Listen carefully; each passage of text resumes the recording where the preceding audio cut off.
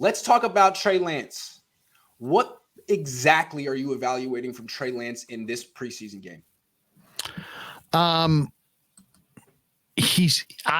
have yet to see him in 2 games play with rhythm. He looked awful in the Arizona game. I blame it mostly on Kyle and the play calling.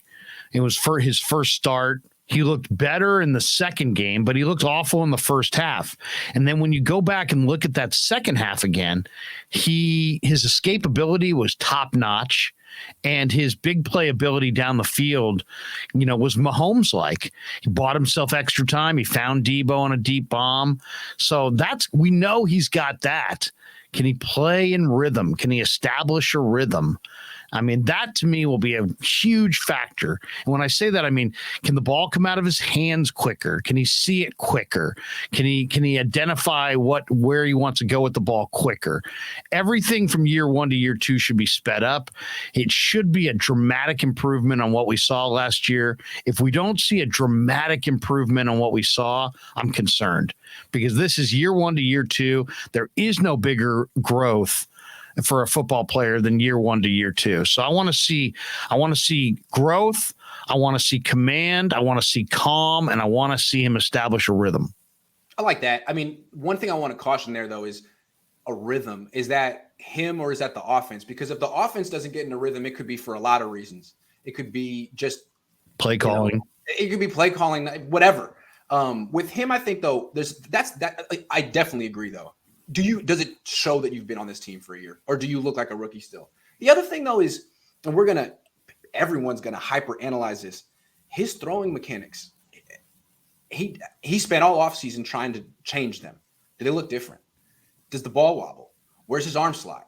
How hard does he throw? Does he have touch? Is he accurate? I mean, these things are all going to be hyper scrutinized, and I think it would be ideal if he showed some growth. And he has at times in training camp, but that's all going to be scrutinized. How he throws a football. Because right now it looks like Justin Fields has made changes and improved his throwing motion. Yeah, I mean, I want to see some extended drives, and so I mean, we know there's big playability there, but can you lead drives? Can you? I mean, it's also about comfort. I want to see his feet be quiet. As far as I don't want to see pitter patter or maniacal fear or anything. I want to see a guy who's comfortable, who's in command. You'll get that feel when you'll see it all there. And also, I'll tell you the other thing I want to see, and this one is vitally important to me.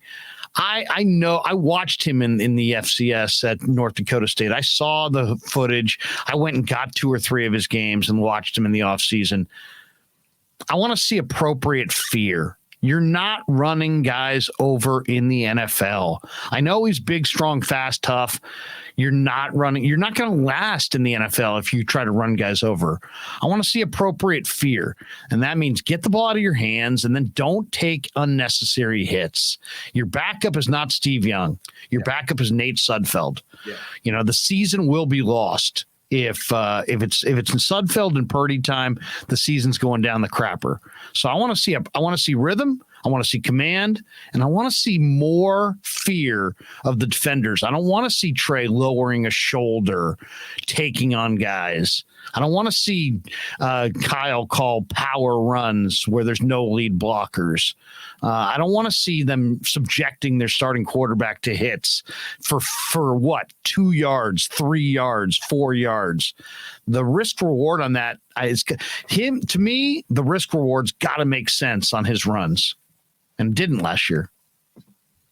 Larry, they can't run him in this fucking preseason game. If they fucking run Trey Lance in this fucking game, I might, in a very confident, lose my fucking mind. He should not Cohn has stormed the field, ladies and gentlemen. I mean, that run that Malik Willis had last night, that was great. He's a young guy, proving himself, not the starter, knock your heart out. Trey, do not do that. I mean, Willis looked like he was going to go out of bounds and then cut inside and made a guy miss. Like, do not do that, Trey Lance, because you might just get blasted. And if you get blasted and break a rib or a finger, this season is over. Or Jimmy Garoppolo takes your job and your career here is over. So don't do that. No quarterback reads, no scrambles. Do what Larry said. Execute. Hit the check down. Let them work. Hit the check down. Hit the check down. Yeah. And also, it's really tough, Grant, because like you want these guys like Steve Young was great because he was a great competitor. But then you also on some level need to have the macro view of the season. And that's what Brady has and Breeze and all these guys, Rodgers, they'll throw it away, go to the next down. You don't need to win. If you have 65 offensive plays in a game, you don't need to win 65 plays. And if you're trying to win 65 plays, you're not seeing the forest through the trees. So remember, try the micro, but keep the macro very much at the front of your mind.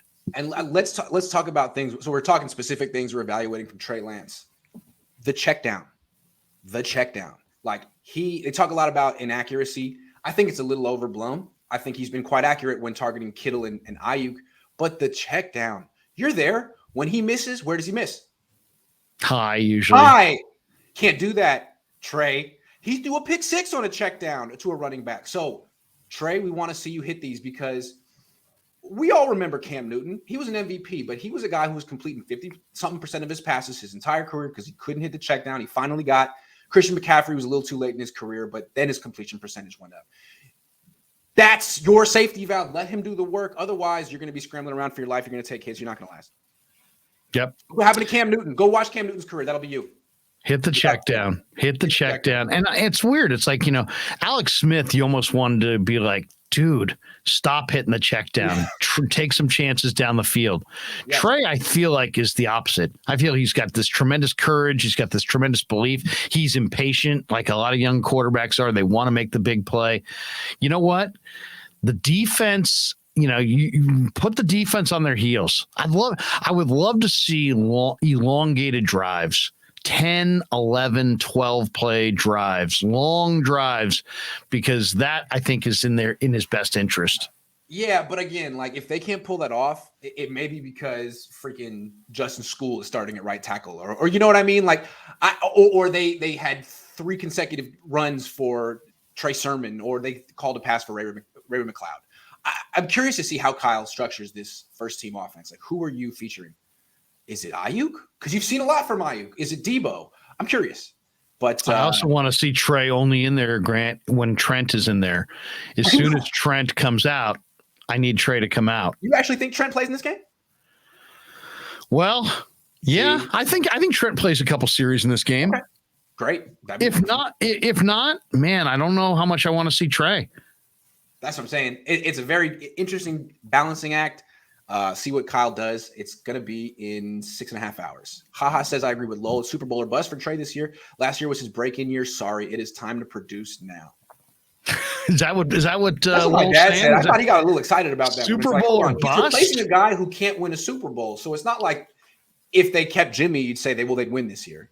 I mean, is anyone saying that? I don't even think my dad would say that. So I don't know. That's high. That is, I will say this. He's not a rookie. I do have higher expectations than a rookie. Yeah. But to me, it's more like playoffs or bust. Yeah. I can't go Super Bowl or bust.